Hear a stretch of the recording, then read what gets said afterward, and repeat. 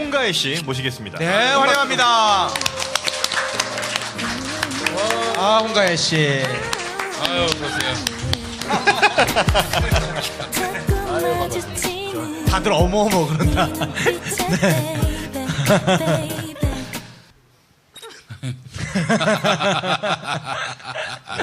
홍가혜 씨.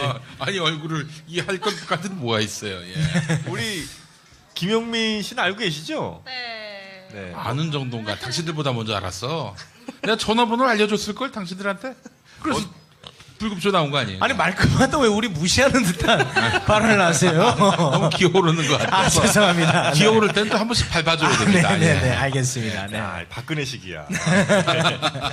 우리 저 홍가혜 씨 인사 한마디 좀 부탁드리겠습니다. 네. 안녕하세요. 홍가입니다. 오랜만에 뵙습니다. 아, 네.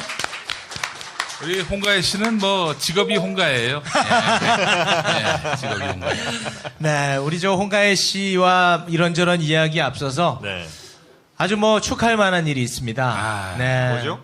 딴딴따단 딴딴따단 결혼 축하드립니다. 네, 결혼을 앞두고 있습니다. 네. 맞죠?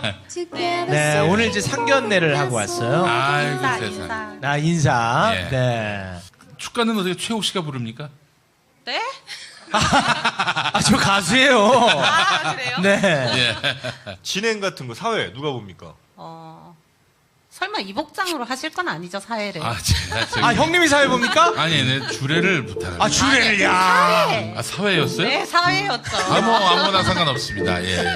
아, 용민이 형이 사회 봅니까? 사회 많이 봤습니다. 그렇군요. 은근히 많이 봤습니다. 네. 주례는 그동안에 대승적인 어떤 화합의 차원에서 홍가혜 씨를 조금 좋지 않게 다뤘던 그 기자들이 네. 예, 주례를 하고 뭐 이러면 어떨까 싶은데. MBN 사장. 예, MBN 사장. 악플러들도 이제 하객으로 또 모시고. 아, 예. 그 당시 안 됩니다. 이동원 보도국장이라고. 이동원 보도국장. 알죠? 네. 아무튼 너무너무 축하드립니다. 네. 최근에 이제 세월호가 다시 이제 무트로 올라오면서 홍가혜 씨의 이름을 기억하는 분들이 굉장히 많습니다. 아, 아마 그렇죠. 홍가혜 씨도 최근에 그 세월호 보면서 많은 생각들이 좀 있으셨을 것 같아요. 그쵸. 일단 뭐, 다들 이제 우려하고 계시는 부분들을 이제 뭐, 저도 마음 졸이면서 봤고, 그 이전에 제일 조금 속상한 마음, 또 이제 미수습자분들, 아, 그렇죠. 예, 예. 어쨌든 이제 가족 품으로 돌아오시길 바라는 간절한 마음이 공존했던 것 같아요. 네. 네. 사실 이제 홍가혜 씨는 여기 계신 분들 중에서도 이제 그런 분이 계실 것 같은데 네. 좀 좋지 않은 시선으로 바라보는 분들이 많았어요. 예. 그런 것에 대해서는 굉장히 또 억울함이 많이 있을 것 같습니다. 이제 시간이 사실 3년의 시간이 됐잖아요. 처음에는 굉장히 많이 너무 억울하고 너무 화가 많이 화가 많이 나서 제가 제 감정을 절제하지 못하고 이렇게 했던 부분들 상처를 좀 많이 받았어요. 저뿐만이 아니라 이제 뭐 저희 가족들도 마찬가지고 상처를 많이 받았는데 최근에 이제 악플러들이랑 소송을 이제 또 진행하고 있어요. 예. 예, 진행하고 있는데 좀 그런 생각이 많이 들더라고요.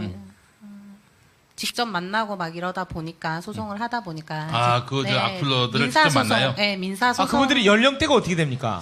20대 이제 초중반이 제일 많고 40대도 계시고 50대도 계시고 생각보다 어린 친구들이 별로 없군요. 다양한 이제 남성분들이 굉장히 많아요. 남성. 네네. 그러니까 아무래도 성적 모욕이나 뭐 가정 모욕 뭐 이제 뭐 이런 게 많았기 때문에 네. 남성분들 많이 계신데 어쨌든 요즘에 최근에 들어서 그런 생각을 참 많이 했어요. 상처로 남기지 말자. 오. 네, 조금씩 제가 일어서고 있는 것 같습니다. 그래요. 아니, 혼자가 감당할 수 있을 만한 규모의 그런 어떤 공격이 아니었어요. 네. 정말 대단했죠. 국가 권력부터 시작해서 이 조무래기들, 악플러들까지 아주 총 공세를 당했어요. 그런 와중에 실제로 또 구속도 되지 않았습니까? 네, 즉시 구속이 됐었으니까 재판 과정 없이 이제 자진 출석해서 조사받던 과정에 구속이 된 거라 제가 뭐 이게 저에 대한 루머나 이런 것들이 방치되고 커졌던 이유가 즉시 구속되면서 반론의 기회가 없었기 때문에 그렇죠. 좀 더 커진 측면이 눈덩이처럼 커진 측면이 있지 않나 이렇게 생각하고 있습니다. 어디로 수감되셨어요? 목포교도소. 거기니까. 네네네. 그래서, 목포 교도소에 수감이 바로 됐어요. 네네. 이제 뭐 거기에 대한 이제 논란도 있었던 거 알아요. 이제 제가 석방된 이후에 계속 교도소에 있었다 이러니까 저보고 이제 진짜 허언증 환자다. 무슨 구치소도 아니고 교도소에 수감되냐 뭐 이렇게 말들 많았는데. 구치소가 없어서 교도소 간 거 네, 아니에요? 정말 교도소에 있었기 때문에 교도소에 있었다고. 그 실제로도 서울 구치소에서 기결수 생활하는 분들 많아요. 교도소 가야 되는데 서울 구치소에서 그냥 수감하다 출소되는 분도 많고. 아, 그래요? 예. 본인이 갈 곳이라 그런지 잘 알고 계시네요. 너무나 잘 알죠. 네. 예. 거기서 가장 많이 팔리는 매점 음식이 닭훈제라고 2,500원. 네, 맞아요. 예. 저 진짜 많이 먹었어요. 뭐라고요? 우리 그분이 훈제. 그분이 저 구치소 들어갔을 때 어땠어요? 기분이? 일단 제일 처음에 이제 구속 소식을 제가 잠 안 자고 봤거든요. 지켜봤는데 예. 대단한 저희들은 그냥 국민들이 정말 대단한 나라다 이렇게 생각하고 있었고. 아니 이제 본인의 어떤 그 프로세스가 막 머릿속에 떠오르진 않았어요. 그거는 최근에 들어서 이제 그 독방 모습이 공개되기 시작하면서 너무너무 이제 부하가 치밀더라고요. 저가 있었던 여러분들이 이제 인터넷에서 보시는 박근혜 씨가 구속되어 있는 그 교도소 독방이랑 제가 있었던 독방이랑은 천지 차이거든요. 독방에 계셨어요? 저 독방에 수감됐었어요. 수감 이유가 있을 거 아닙니까? 독방에 수감. 모르겠어요. 그냥 처음에 딱 가서 이제 교도소 소장님인가 이제 그 면담을 하는데 저한테 물어보더라고요. 의사를 hon거로 갈래 아니면 독거로 갈래 이렇게 물어보셔가지고 제가 저는 뭐가 뭔지 모르니까 그냥 hon거로 가겠습니다. 그랬더니 독방에 넣던데요. 청개구리도 아니고 헌거 간다니까 왜? 근데 그러고 나서 이제 제가 보석으로 처음에 1심 때 이제 나왔는데 그 석방되기 전에 저한테 한 달 전에 또 물어보시더라고요. 이제 검찰 조사도 끝났는데 계속 독방에 있겠습니까? hon거로 가겠습니까? 그래서 제가 또 계속 여기 있었으니까 독방에 있겠습니다. 그랬더니 hon거로 보내시고 정말 그랬어요. 그러니까 총 100일? 102일 있었어요. 102일. 아니 지금 현재 무죄 아니에요, 무죄. 네, 1, 2심 전부 무죄 공소 사실에 대해 전부 무죄를 받았습니다. 그럼 대법원에서 만약에 또 무죄가 확정이 되면은 네. 그 100일 동안 수감된 거는 어떻게 되는 거예요? 그 뭐 보상이라도 받아야 될 거 아니에요? 형사 보상금이 아마 절차상 나오는 걸로 아는데 지금 제가 사실 지금 거의 3년 동안 지금도 대법원에 이제 상고심에 계류되어 있고 이런 상태라서 거의 일상생활을 하지 못했던 상황이었어요. 근데 이제 거기에 대한 뭐 이런 건 없고 그냥 수감되었던 날짜를 따져서 뭐 5만 원, 10만 원 일일당 뭐 이런 식으로 된다고 해서 이렇게 부당하게 교도소를 간다거나 저 아닌 다른 사람이 만약에 이런 절차상의 대한민국 구조라면 뭔가 좀 굉장히 문제가 있다. 이렇게. 아니 100일 그렇게 가둬놓고 말이야. 사람 완전히 명예 위신 다 추락시켜놓고 1일당 5만 원? 모르겠어요. 5만 원인 경우도 있고 10일인 경우도 있고 그게 그 사람의 그 경제적인 이제 경제 생활 구속되기 전에 경제 생활이라거나 뭐 이런 나이 뭐 이런 것들 다 고려한다고 본인이 들었습니다. 이것 때문에 일을 쉬었다든지 하면은 예. 그 구속 사유가 허위사실 유포였나요? 구속 사유는 해경에 대한 명예훼손. 근데 보통 명예훼손도 이렇게 구속이 떨어지고도 그래요. 그렇게 드문 일이라고 들었고 제가 이제 수감되어 있을 때 교도관님께서 저한테 네. 그러더라고요. 자기 이제 선배 네. 30년 이제 교도관 생활 중에 명예훼손으로 이렇게 들어와가지고 독방에서 CCTV가 24시간 되는 뭐 이런 데 제가 있었거든요. 그러니까 조두순급의 관리죠.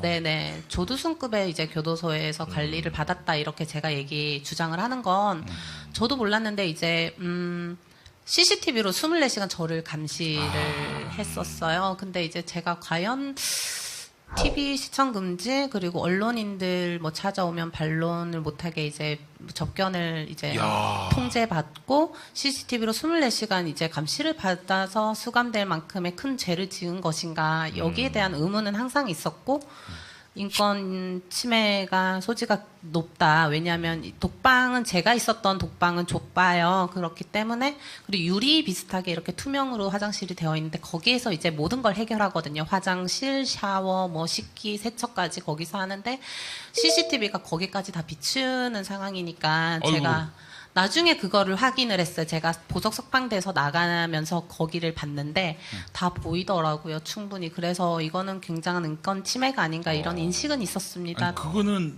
여성 교도관만 볼 수 있게 하는 건가요? 잘 모르겠어요. 그랬다고 믿고 싶지만 그런 이제 뭐 체계가 있었다고 믿고 싶지만 제가 석방될 때 그 교도관님 남자 교도관님께서 들어오셨었거든요. 근데 이제 뭐 간간히 뭐 남자 교도관님들께서 제가 수감되어 있을 때 나가는 수감자도 있었을 거란 말이죠. 그러면 충분히 거기를 볼 수 있는 상황이 있었어요. 몇 번이고. 그래서 제가 그런 거 생각하니까 너무 수치스럽고 그랬지만 뭐 야, 아니, 그 억울하게 감옥 갇힌 거 아니에요? 그런데 그렇게 거기에 사생활이고 뭐고 다 침해당하고 말이죠. 홍가혜 씨 이전으로 명예훼손으로 감옥 간 사람은 바로 정봉주 전 의원입니다. 맞아. 그러니까 이쪽은 MB, 이쪽은 박근혜. 아마 콕 찍어서 감옥 집어넣으라. 근데 이제 그랬을 것 그 같아요. 정봉주 전 의원 같은 경우는 그래도 MB를 진짜 정조준해서 MB가 문제다 뭐 이렇게 한 거고. 네. 근데 홍가혜 씨는 사실 세월호에 관련해서 이게 지금 제대로 구조가 안 되고 있다 이 얘기한 건데. 아이고 치명적이지. 빨리 구조를 해내라. 뭐 그러니까 이런. 그 얘기를 한 건데 사실 이거 박근혜를 정조준한 것도 아니고 그때 당시에는. 예, 어제 도착했다고 말씀을 들었는데 도착 당시의 상황은 어땠습니까? 되게 우왕좌왕하는 모습이었고 저는 9시경에 도착을 했는데요. 지금 언론에 보도되는 부분과 지금 저희 현재 실제 상황과 지금 많이 상이하고 있습니다. 예, 어떤 점이 많이 다른 겁니까? 해양경찰청에서 경찰청장이 지원해준다고 했었던 장비며 그리고 인력이며 배며 지금 다 장비 지원은 전혀 안 되고 있었고요. 그리고 지금 뭐 속속들이 안 들려요. 안 들려. 현장 지금 대응 상황이 매우 미흡하다고 보시는 것 같습니다. 그럼 구조 장비나 물품 같은 것들이 전혀 지원이 안 되고 있는 상황입니까? 전혀 지원 안 돼 있고 개인 장비들 가지고 오신 분들이 있는데요. 네. 개인 장비들 가지고 오신 분들 있지만 지금 턱없이 부족한 상황이고 민간 잠수부 지원자, 봉사 지원자분들도 모두 지금 그냥 현장 대기하고 있는데 지원이 전혀 안 되고 있어 곤란하고 또 4시에 야간 작업이 된다고 안 된다고 해서 네. 4시부터 다시 투입될 가능성이 높다고 해양청장이 지금 말을 했는데 전혀 네네. 홍가혜 대원님은 그러면 전혀 예예. 네. 홍가혜 대원님은 그러면 지금 바다에 들어갈 수 없었던 상황입니까? 가셔서 지금 어떤 작업들을 하셨어요? 지금 와서요 투입되려고 바로 바다에 들어갈 수 있게 스킨스쿠버 장비라든지 이런 거 다 준비하고 다 알아보고 지금 바로 투입되려고 있었는데요. 지금 이 해양경찰청인지 어디서 정부 쪽에서인지 지금 저희들 민간 작업하는 것을 막고 있습니다. 그러면 홍가혜 대원님께서 보시기에는 현재 거기에 있는 그 상황을 관리하는 당국이 제대로 구조 작업에 있어서 파악을 못하고 있다, 제대로 지시를 못 내리고 있다, 이렇게 보시는 겁니까?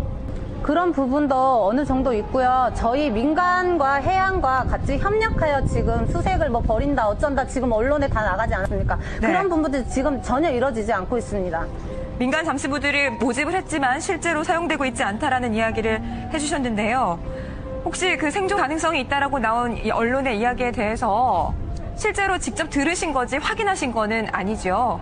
확인 자체를 못하게끔 지금 들여 투입을 시켜주지 않고 있습니다. 그리고 들어가서 확인했다는 민간 잠수분들의 말들도 지금 다 똑같습니다. 우왕좌왕하는 게 아니라 다 똑같이 확인했다라고 뭔가 이제 사람 소리와 대화도 시도했고 갑판 하나 사이를 벽 하나 사이를 두고 신호도 확인했고 대화도 했고 지금 증언들이 다 똑같습니다. 근데 언론만 다릅니다. 아니라고 주장하고 있는 겁니다. 이게 사실은 박근혜 몰락이 세월호 참사로부터 시작되겠다고 봐야 돼요. 이건 구조할 의지가 없는 정부라는 것이 확인이 됐고, 그걸 들춰낸 거예요. 홍가희 씨가. 그걸 들춰냈고, 그 비밀을 폭로하니까, 이제 사실은 굉장히 불편했던 거죠. 그래서 이제, 결국에는 그동안 그 후에 진상규명도 다 딴죽 걸고, 그냥 발목 잡고, 그랬던 게, 뭔가 감추고 싶은 큰 비밀이 있기 때문이 아니겠는가. 그 현장 이야기를 좀 한번 해주셨으면 좋겠는데, 그때 우리 유경근 선생이라고 그 세월호 가족협의회 집행위원장께서 수요일이었는데 사건이 난 지가 수요일이었는데 토요일까지 구조를 전혀 안 했다는 거예요. 잠수사분들은 많이 왔죠. 그래서 어떻게든 현장에 들어가려고 했는데 못 들어가게 막았고요. 그때 이제 가셨던 거 아닙니까? 제가 그러니까 유경근 위원장님께서 말하는 그 시기에 예. 인터뷰를 했던 거예요. 그렇죠. 네, 예. 네. 그래서 그냥 제가 다소 절제되지 않은 표현을 인터뷰에서 썼던 거는 사실이에요. 그때 당시에 감정을 제가 절제한다거나, 그리고 인터뷰에 이제 요청이 저한테 들어왔었는데 그 의도 자체도 전문가적 어떤 의견을 저한테 요구했던 게 아니라 그냥 거기 현장에 내려간 사람으로 이제 잠수 지원자로서, 이제 잠수부 지원자로서 이제 현장 분위기 정도를 전달해 달라. 현장에서 어떤 말이 오가고 있으며 어떻게 이제 작업 진행은 어떻게 되고 있고, 유가족 이제 실종자 가족분들이나 거기에 있는 분들 이제 어떻게 하고 있는지 이 정도로 저에게 물어봤기 때문에 저는 이제 너무 그 정도는 솔직히 대한민국에서 어떤 시민이든 어떤 스탠스에 있는 분들이든 충분히 자기 견해를 밝힐 수 있고 현장에 있는 사람으로서 전달하는 거에 무리가 없겠다 이렇게 판단을 했는데, 과장해가지고 쟤네들이 의도적으로 구조 활동을 안 하고 있다 이런 식으로 표현했던 거 아니고 그냥 그대로 얘기했던 거예요. 막고 있다고? 그러니까 막고 있다 이런 식으로 전달했는데 이렇게 될 줄 몰랐죠. 디테일의 문제로 들어가도 크게 틀린 게 아니에요. 네. 예. 크게 틀린 게 아니라 이제 법원 판결에서도 이제 조목조목 이제 판결문이 났습니다. 전혀 그냥 그대로 다 증언이 다 되었어요. 사실 그 과정이 정말 지난했고 힘들었지만 그때 당시에 있었던 저 근처에 있었던 잠수부들부터 실종자 가족분들부터 전부 다 제 재판에 오셔서 다행히도 증언을 해주셨기 때문에 제가 지금 이렇게 무죄를 받고 있는 것 같습니다. 예.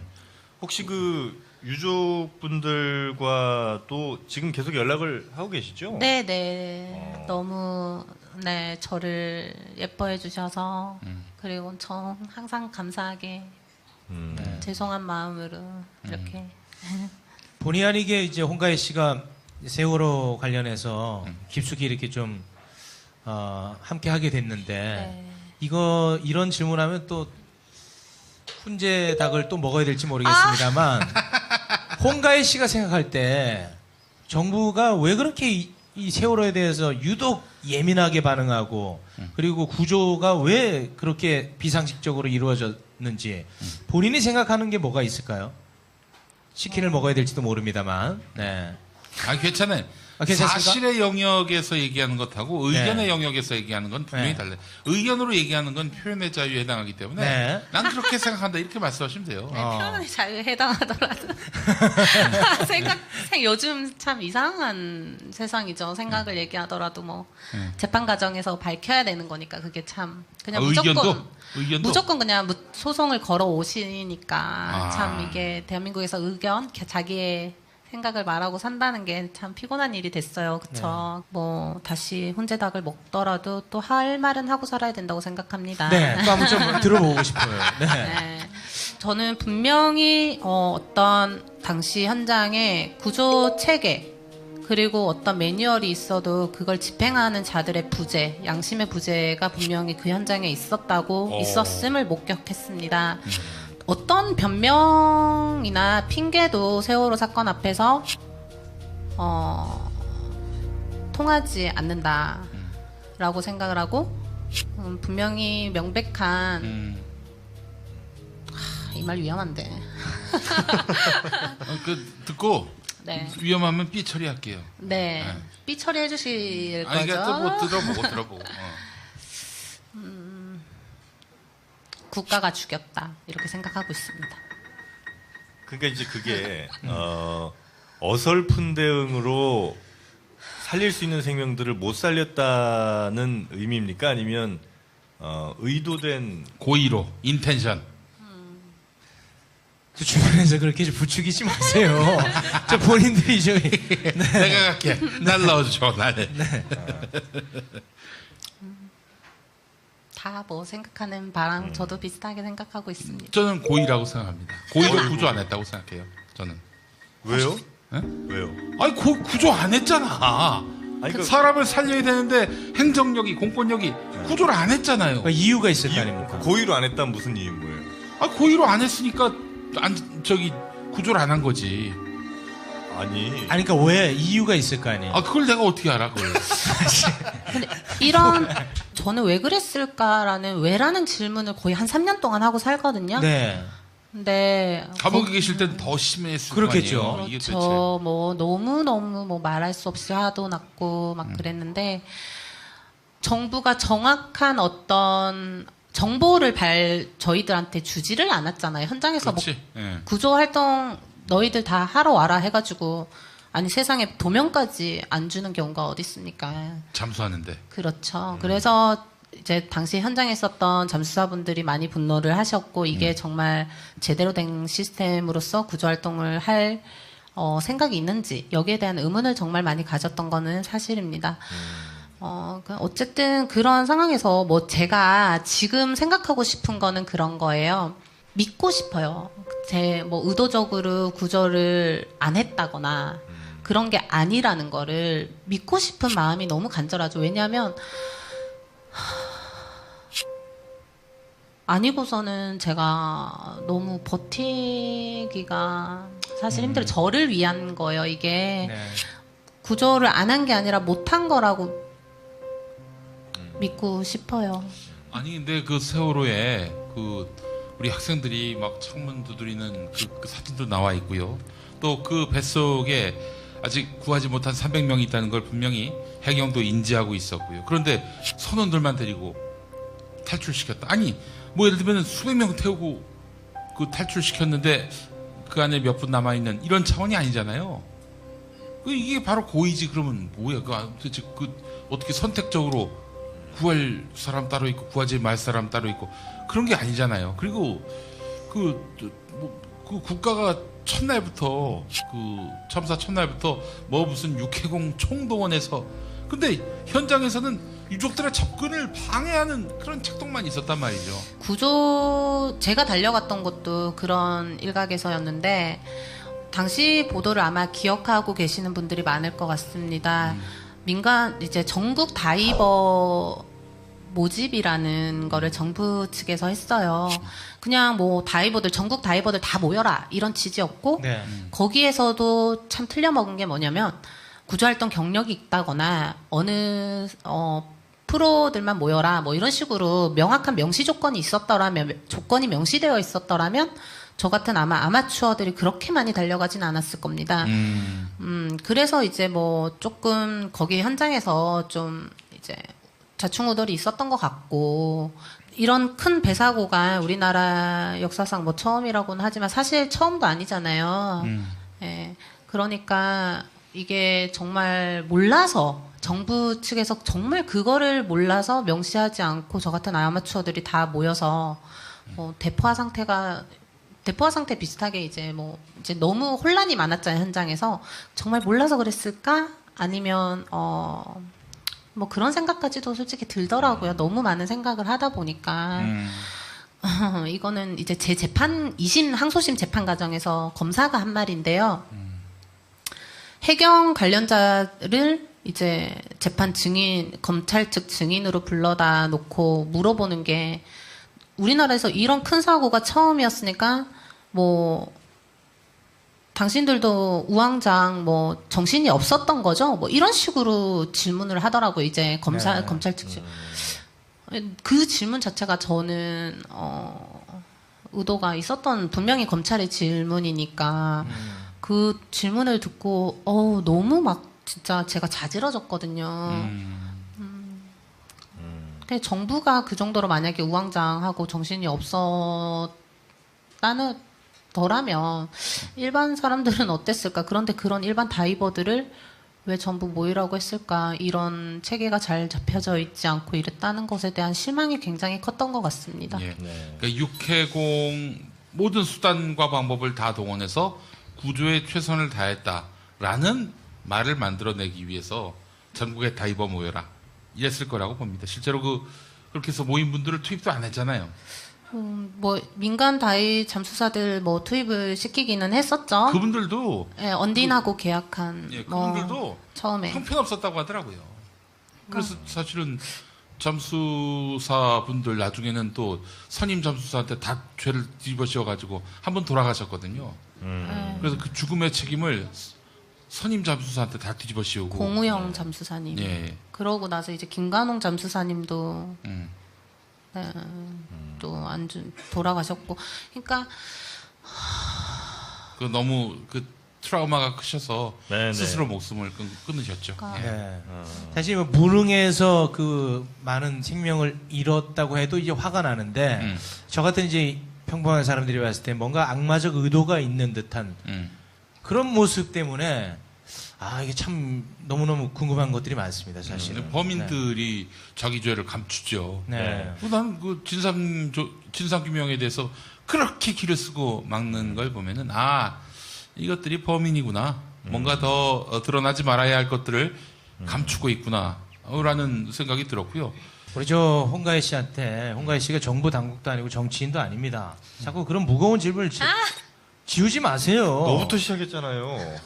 네, 그래서 우리 저 홍가희 씨도 자연인의 한 사람으로서 이제 행복하게 살아가야 됩니다. 그렇지. 예. 우리 홍가희 씨는 그 누구보다도 이제 악플러들에 대한 심경이 좀 남다를 것 같아요. 혹시 지금 타자에 지금 손 올리고 있는 애들 지금 있을 거예요, 지금.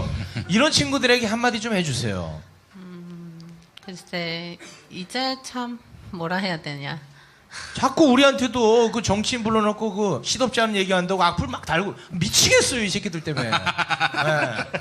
우리도 대응 매뉴얼이 좀 필요하거든요. 네. 그러니까 악플까지는 솔직히 뭐 네. 사람의 호불호는 있으니까 네. 악플의 범위라는 게 있잖아요. 악플의 범위라는 게 있는데 참을 수 없는 영역이라는 게 있어요. 그 그렇지. 악플에는. 네. 예를 들어서 뭐 지금 이 순간 뭐 키보드에다 홍가희 진짜 못생겼다, 살 왜 이렇게 많이 쪘냐, 뭐 이 정도는 저는 그냥 웃어 넘깁니다. 웃지 않을 것 같은데. 아니 사실이니까. 근데 뭐 예를 들자면 가족욕이라거나 뭐 저의 인신을 공격한다거나 뭐 이럴 때는 솔직히 참지 못하는 결과가 발생하는 거고, 저는 참을 생각이 없습니다. 참을 생각 없고 이제는 조금 많이 안정이 됐어요. 옛날에는 그런 거 보면 흥분하고 그랬는데. 네, 막 너무 흥분하고 막 댓글로 이제 같이 싸웠구나. 고소를 제가 이제 그만하자 이렇게 딱 정해놓은 게 있거든요. 그래서 그때는 막 같이 이제 똑같이 막 해줬어요. 그랬더니 지가 나한테 한 말은 생각 안 하고 내가 한마디 하면 난리를 부리더라고요. 그렇지. 네, 그래서 사람 심리가 그래가지고 뭐 그랬는데도 사실 너무 그렇게 하면 내 삶이 너무 피폐해지고 이제는 그렇게 생각해요. 악플러들한테도 그냥 잘 살자. 아프지 말고. 지금까지 진행하신 뭐 민사 같은 건 계속 하시는 거죠? 예, 뭐 민사 지금 진행하고 있고 전부 다 악플 고소한 사건에 대해서 네. 뭐 전부 다 하는 건 아니고 이제 거기에서도 또 그 중에서도 또 정도가 심한 거 심하고, 정도가 예. 심하거나 반성 없거나 뭐 배째라식으로 나왔다거나 그런 이제 형사 고소를 하고 나서 악플러들이 저한테 전화 오거나 뭐 사과문 보내거나 막 이랬던 거 그 과정들이 있잖아요. 예. 그런 것들을 제가 다 기록을 해놨어요. 오. 차곡차곡. 그래가지고 그런 것들 책으로 한번 내시죠. 고려했어요. 책으로. 보기 힘드실걸요. 이 수위가 너무 세요. 저의 악플은. 책 제목은 이겁니다. 인생은 실전이다. 아닙니다. 그래요. 하여튼 좀 무거운 주제일 수밖에 없었어요. 홍가희 씨 모시고 네. 이제 드릴 수 있는 말씀이 좀 그랬는데, 끝으로 우리 이 방송을 보고 계신 시청자분들도 좋고, 아니면 세월호 또 유가족분들, 아직 미수습자 가족분들께 하시고 싶은 말씀이 있으시다면 어떤 말씀 남기시겠습니까? 저는 솔직히 이제 세월호 유가족분들이나 미수습자 가족분들한테는 드릴 말씀이 없고, 그냥 행동으로 항상 함께함으로, 곁에 있음으로, 위로받아야 되는 사람이 위로받고, 사과를 받아야 되는 사람이 사과를 받고, 그랬으면 좋겠다. 그게 세월호 사건이 저에게 남긴 3년간의 교훈이었습니다. 네. 그래서 저 또한 인간이고, 저 또한 좀 사고도 많이 치고 그러거든요. 그러니까 잘못을 하면 사과를 하고, 사과를 받아주든 안 받아주든 그런 용기가 우리 모두가 필요한 때라고 생각합니다. 이 방송을 사실 제가 나온 이유 중에 또 하나가 있는데, 제가 구속됨으로써 사실 숨어버린 그날의 목격자분들이 많이 계시다는 걸 제가 알고 있습니다. 네, 그분들을 생각하면 또 이해가 안 되는 바도 아닌데, 어떤 꼭 증언이 필요한 것보다 제가 많이 솔직히 아프기는 했지만 또 이렇게 건강하게 또 제2의 인생을 또 생각할 정도로 버텼으니까요. 나오면 같이 버텨내 줄 테니까 네. 그 말을 꼭 드리고 싶고, 그래서 더 씩씩하게 살 거고, 아무도 무릎 꿇지 않는 대한민국에서.